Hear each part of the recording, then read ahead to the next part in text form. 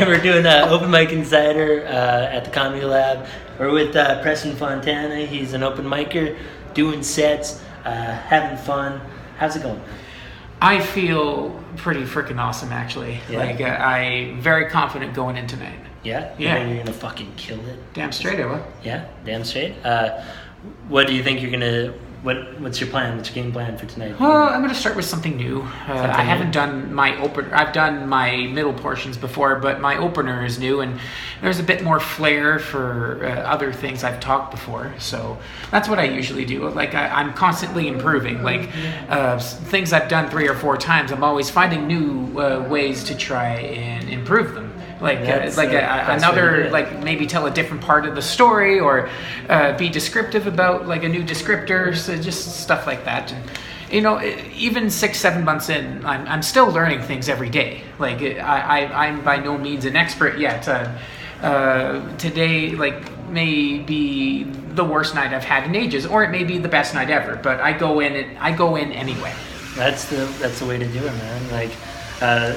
That's the thing with open mic comedy. You never know when you're gonna hit lightning, or strike when lightning is gonna strike. When you hit lightning, fucking idiot. You don't hit lightning. Lightning hits you. You never know when lightning is gonna strike, and you're just gonna fucking set the world on fire. But you also never know when, every once in a while, you fucking dip a toe into the pool that is open mic comedy stage, and you just get fucking eaten alive. There's holy shit, there's piranhas there, very quiet piranhas. Ow. And yeah, but you go at it with the right attitude. I think you're always expecting to win. You're always ready to tell your jokes, right? Yeah. Do you prepare quite a bit for your jokes? Or? Yeah. Well. At first, it was oh dear, I'm just going up and saying whatever happened earlier that day, very little planning, if any. But I even though it's difficult for me sometimes to stay organized. Have you seen this notebook I have? I go at it. A notebook. Yeah. Well, at first it was just the phone. Then I realized, and you told me, and that's not necessarily the most efficient, best way to go about it, and notebooks are really the best way to go about it. So if you're new to the scene, notebooks. You like the notebooks, eh? We got a little bit of his jokes there on film, so if you guys want to deconstruct. Oh, if you can read any of this handwriting, seriously, it's reading more like a manifesto.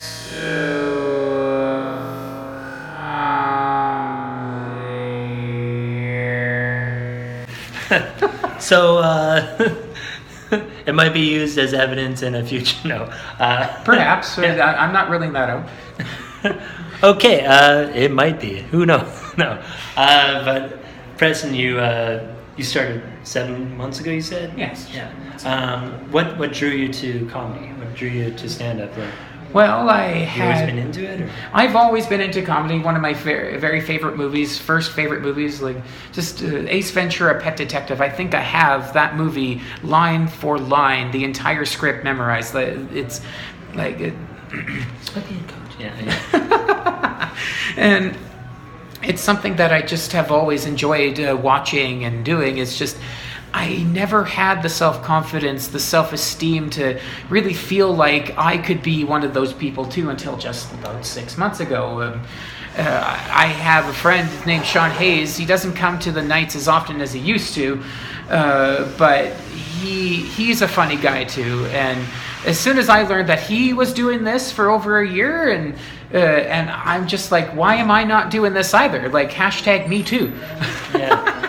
I know that's a bit of a groaner for the ladies out there, but I'm sorry about that. As far as not all of them are going to land, but no, of course not. But that's the whole point of doing this. You're going to be going up right away here. So yeah. We're here with Preston Fontana. He's going to be coming up. Let's get up there and very, very quiet.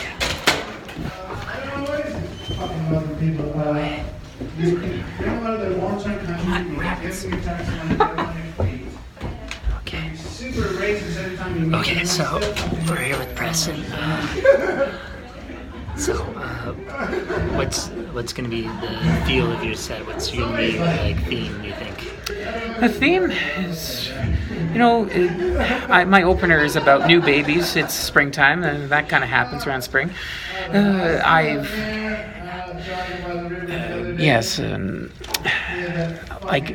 Full disclosure, I have multiple sclerosis, and a lot of my set these days is about that, and I talk in detail about that, and I feel that's a very important thing to talk about.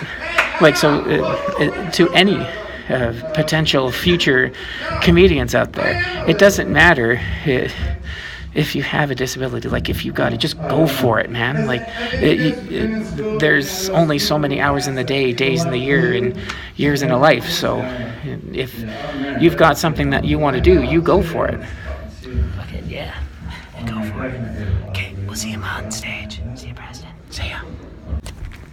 So it is that time of year. I am getting surrounded by people that are all so proud of their brand new babies. This is my brand new baby boy, and here's his brand new baby sister. I am just left a little confused when people tell me about this, because babies are by implication pretty new.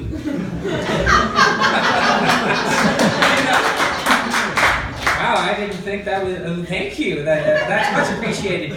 But I go deeper down this rabbit hole. When did they stop becoming new babies anyway? My best guess is age 27, because I'm 26 years old. I'm probably the youngest person in the room, but even still, I still get people that are all you're just a baby.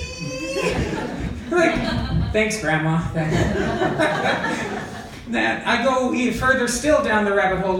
What happens during the metamorphosis from new baby to old baby anyway? Do they become barely broken in babies? Are they gently used?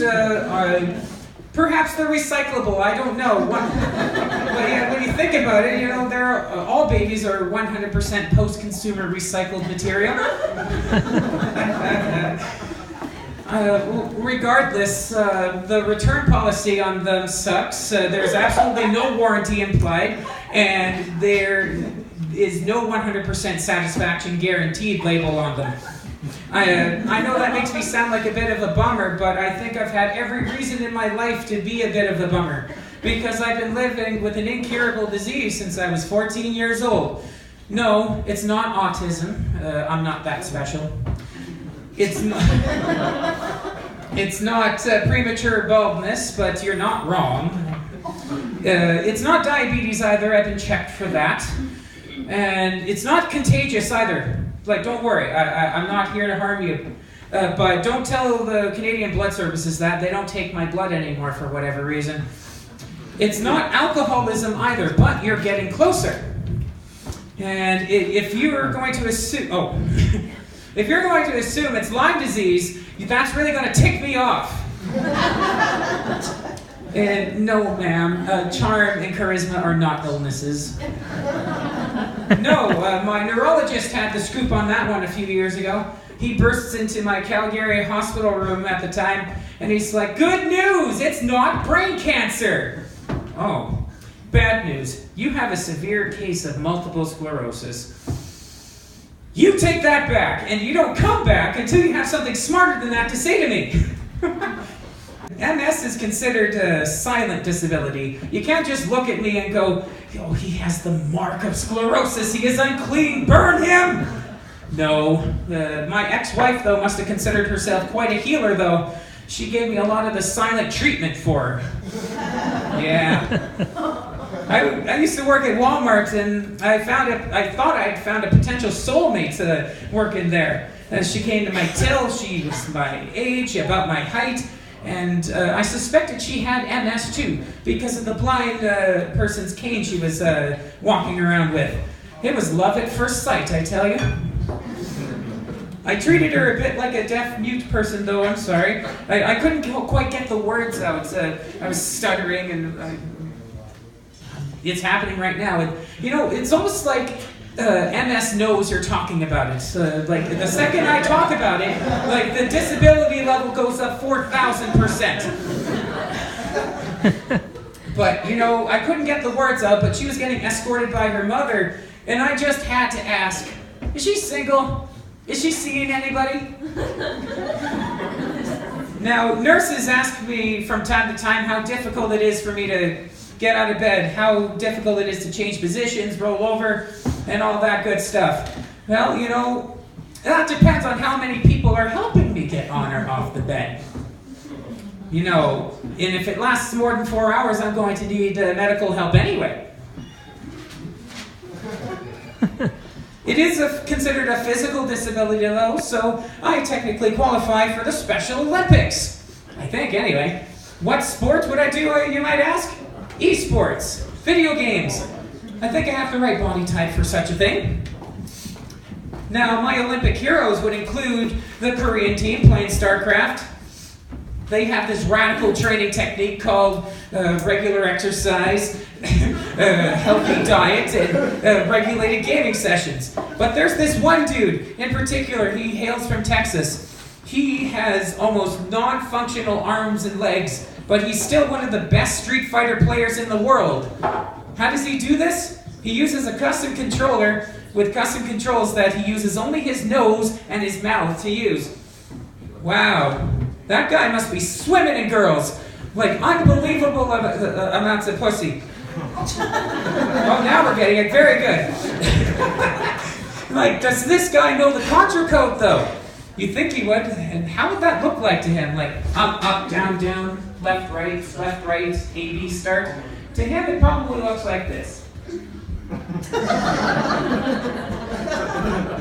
I have to emphasize the chomp part for start. That would give you 69 extra lives, I tell you. We're here with Preston just after his set at the Comedy Lab Open Mic. How did it feel? How did it go? I am not actually sure. The guy that came before me was brand new, and you know there are actually several factors that I think played into how I was received tonight. But going into detail in those would probably take far too long. But you know, overall I was feeling overall I was feeling pretty good about it. I got laughs when I wanted them, and when things looked a little down, I had a couple of I played with the crowd a little bit. That always helps. It really does. Yeah, having a little fun with them, you know, little cat and mouse, little well, you're throwing a little charisma their way, you know. No, that always goes. It goes further than halfway. And you're like, I'll meet you at halfway, but then you're like charisma the whole way, you know. Yeah, that's what you do. It's like it felt good then, and you're like, what do you think did the best in the set? Oh, like what do you feel? The very end and the very beginning, like I was kind of floundering around the middle portion. I noticed that that was actually the first time I had done that whole, like everything that I'd said tonight, that was actually the first time I had repeated it aloud to myself. I'm getting much better at that. Like as long as I have my notes in front of me, I'm pretty good to go. I've done this for long enough now to not be nearly as skittish going on stage. I know what to expect when I go on stage for the most part. And that helps so much to keep you calm and in the moment. In the zone, yeah. It's like nothing's worse than when you're on stage and you're like panicking and trying to remember what your next joke is. And like, when do you think that started dissipating for you? When did you feel like you started like feeling in the zone more? You know, feel in the zone, like when I started deviating away from my disability jokes like that, like it doesn't always click with people, and I can easily see why. But when I started talking, you know, the baby joke actually worked pretty surprisingly well. I got applause. Excuse me. Sorry, MS here. That some things just take a moment to come. But yeah, I got applause for the baby joke. I was not expecting that at all, and people really seem to like jokes about video games. Yeah, and people love. There's lots of gamers up there. Was there anything that didn't work that you thought, or like, oh fuck, I wish that was gonna work. Basically the entire MS thing. Like, again, it's a very hit or miss joke. Like, I'm telling people what I don't have, and I have a big list of what I don't have. But I might have to trim that one a little bit. That may be the problem right there. It's a little too long. Long-winded? Long-winded, and that's something that can easily happen with a person like me. And I'm trying really, really hard to keep it simple.